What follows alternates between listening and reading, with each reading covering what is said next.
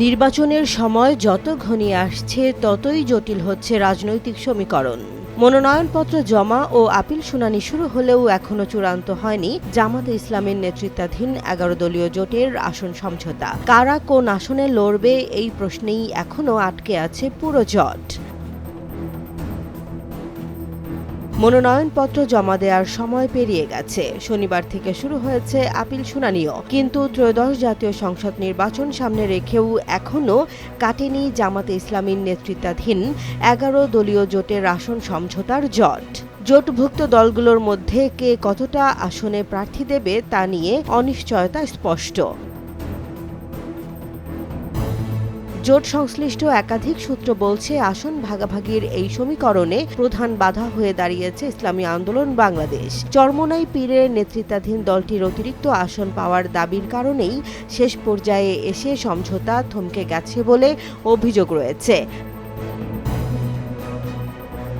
জোটের এক শরিক দলের মুখপাত্র জানান, ইসলামী আন্দোলনকে জোটের দ্বিতীয় বৃহৎ শক্তি হিসেবে সম্মান দেয়া হলেও তাদের দাবি বাস্তবতার সঙ্গে সামঞ্জস্যপূর্ণ নয়। সংসদে দলটির অতীতে কোনো প্রতিনিধিত্ব না থাকা এবং একক নির্বাচনে ভোটের হার কম থাকার বিষয়টি সামনে রেখে আসন বণ্টনের দাবি উঠছে। এই মুখপাত্রের ভাষ্য, আসন শুধু চাইলেই পাওয়া যায় না, সরকার গঠন করতে হলে জয়ের সম্ভাবনাই মুখ্য। সেক্ষেত্রে ইসলামী আন্দোলনকে তাদের হাত পাখার অযৌক্তিক বাতাস কমাতে হবে। এই মন্তব্য জোটের ভেতরে চাপা উত্তেজনার ইঙ্গিত দিচ্ছে।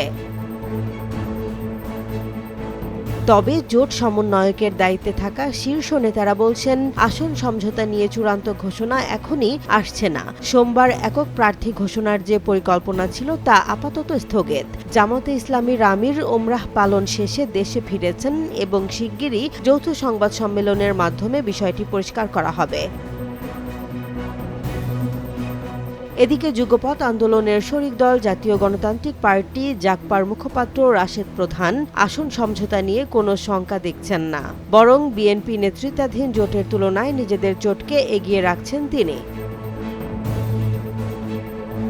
রাশেদ প্রধান জানান, এক বাক্সে ভোট ফর্মুলায় জামাত নেতৃত্বাধীন জোটের আসন সমঝোতা এ সপ্তাহেই চূড়ান্ত হবে। তার ভাষায়, সমঝোতা ৯৯% সম্পন্ন। মাত্র কয়েকটি আসনে ইসলামী আন্দোলন, জামাত ও খেলাফত মজলিসের প্রার্থী থাকায় শেষ মুহূর্তের দর কষাকষি চলছে। সব মিলিয়ে ভোটের দিন যত ঘনিয়ে আসছে ততই বাড়ছে জোটের ভেতরের চাপ ও হিসেব নিকেশ। হাত পাখার বাতাসে আটকে থাকা এই সমঝোতা শেষ পর্যন্ত কতটা মসৃণভাবে চূড়ান্ত হয় সেদিকেই এখন নজর রাজনৈতিক অঙ্গনের। জেসমিন জাহান, নিউজ ডেস্ক, জনবাণী।